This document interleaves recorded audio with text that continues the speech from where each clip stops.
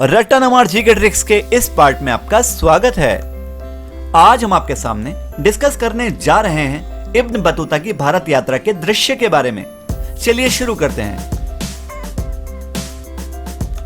Ibn Battuta अरब यात्री, विद्वान तथा लेखक थे। इनका जन्म उत्तर अफ्रीका के मोरक्को प्रदेश के प्रसिद्ध नगर तांजियर में हुआ था। इनका पूरा नाम मोहम्मद बिन अब्दुल्ला इब्न बतूता था। इब्न बतूता अरब देश से 22 साल की छोटी उम्र में विश्व भ्रमण को निकल पड़े थे। वे 30 साल तक घूमते रहे। इब्न बतूता ने अपनी यात्रा के वृत्तांत में भारत के उस सदी के शासकों, सामाजिक धार्मिक मान्यताओं, रीति रिवाजों आदि का रोमांचक आंखों देखा हाल वर्णित किया है। उस समय भारत में दिल को दहला देने वाली प्रथा का चलन था और उस प्रथा का नाम था सती प्रथा। सती प्रथा में उन स्त्रियों को जिंदा जला दिया जाता था जो विधवा हो जाती थी। इब्न बतूता ने क्रूर सती प्रथा का वर्णन विस्तार से किया है। इब्न बतूता ने यह भी लिखा है कि स्त्री को स्त्री की जलाने की अनुमति सम्राट देते थे। याद रहे कि सती प्रथा के खिलाफ राजा राम मोहन राय ने बाद में अभियान चलाया और सन 1829 में अंग्रेज शासक ने इस पर कानूनी रोक लगाई। इससे पहले मुस्लिम शासक भी स्वेच्छा से सती होने के कृत्य पर रोक नहीं लगाते थे। वे इसे हिंदुओं का एक धार्मिक कृत्य मानकर हस्तक्षेप नहीं करते थे। लेकिन अंग्रेज और मुस्लिम शासक इस बात पर ध्यान जरूर देते थे कि किसी महिला को जबरन सती न बनाया जाए। इस बात का जिक्र अबुल फजल ने भी अकबरनामा में किया है। सती प्रथा का 14वीं सदी में कैसा स्वरूप था, इसका वर्णन इब्न बतूता ने अपने शब्दों में इस प्रकार किया है। एक बार मैंने भी हिंदू स्त्री को बनाव श्रृंगार किए घोड़े पर चढ़कर जाते हुए देखा था। हिंदू और मुसलमान इस स्त्री के पीछे चल रहे थे। आगे आगे नौबत बजती जाती थी और ब्राह्मण साथ साथ थे। घटना का स्थान सम्राट की राज्य सीमा के अंतर्गत होने के कारण बिना उनकी आज्ञा प्राप्त किए जलाना संभव नहीं था। आज्ञा मिलने पर यह स्त्री जलाई जाती थी। हिंदुओं में प्रत्येक विधवा के लिए सती होना आवश्यक नहीं था, परंतु पति के साथ स्त्री के जल जाने पर वंश प्रतिष्ठित गिना जाता है और उसकी भी पतिव्रताओं में गणना होने लगती है। सती न होने पर विधवा को मोटे मोटे वस्त्र पहनकर महाकष्ट में जीवन तो व्यतीत करना ही पड़ता है, साथ ही वह पतिपरायण भी नहीं समझी जाती।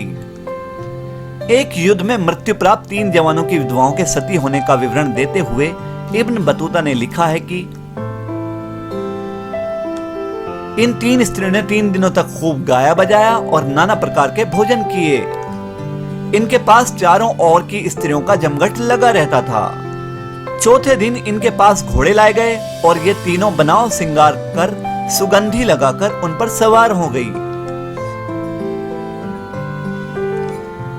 इनके दाहिने हाथ में एक नारियल था जिसको ये बराबर उछाल रही थी और बाएं हाथ में एक दर्पण था जिसमें ये अपना मुख देखती थी। चारों ओर ब्राह्मणों और संबंधियों की भीड़ लगी थी। प्रत्येक हिंदू आकर अपने मृत माता पिता, बहन, भाई तथा अन्य संबंधी या मित्रों के लिए इनसे प्रणाम करने को कह देता था और ये हाँ हाँ कहती और हंसती चली जाती थी। मैं भी मित्रों के साथ यह देखने को चल दिया कि ये किस प्रकार जलती हैं। 3 कोस जाने के बाद हम एक ऐसे स्थान पर पहुंचे जहां जल की बहुतायत थी और वृक्षों की सघनता के कारण अंधकार छाया हुआ था। यहाँ 4 मंदिर बने हुए थे। मंदिरों के निकट पहुंचने के बाद इन स्त्रियों ने उतरकर स्नान किया और कुंड में एक डुबकी लगाई। वस्त्र आभूषण उतारकर रख दिए और मोटी साड़ियां पहन ली। कुंड के पास अग्नि दहकाई गई। सरसों का तेल डालने पर उसमें प्रचंड शिखाएं निकलने लगी। 15 पुरुषों के हाथ में लकड़ियों के बंधे हुए गट्ठे थे और 10 पुरुष अपने हाथों में लकड़ी के बड़े बड़े कुंडे लिए हुए खड़े थे। नगाड़े, नौबत और शहनाई बजाने वाले स्त्रियों की प्रतीक्षा में खड़े थे। स्त्रियों की दृष्टि से बचाने के लिए लोगों ने अंगनी को एक रजाई की ओट में कर लिया था, परंतु इनमें से एक स्त्री ने रजाई को बलपूर्वक खींचकर कहा कि क्या मैं नहीं जानती कि यह अंगनी है, मुझे क्यों डराते हो। इतना कहकर वह अंगनी को प्रणाम कर तुरंत उसमें कूद पड़ी। नगाड़े, ढोल, शहनाई और नौबत बजने लगी। पुरुषों ने अपने हाथों की पतली लकड़ियां डालनी प्रारंभ कर दी और फिर बड़े बड़े कुंधे भी डाल दिए गए, जिससे स्त्री की गति बंद हो गई। उपस्थित जनता भी चिल्लाने लगी।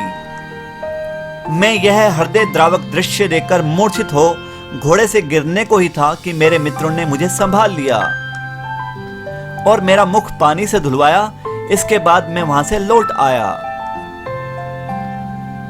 इस घटना के बारे में यदि आप कुछ लिखना चाहते हैं तो हमें कमेंट कीजिए। वीडियो पसंद आई है तो लाइक और सब्सक्राइब कीजिए। अगर आप चाहते हैं हमारी आने वाली नई वीडियो सबसे पहले देखना तो बेल आइकन को प्रेस करना भूलिएगा नहीं। धन्यवाद।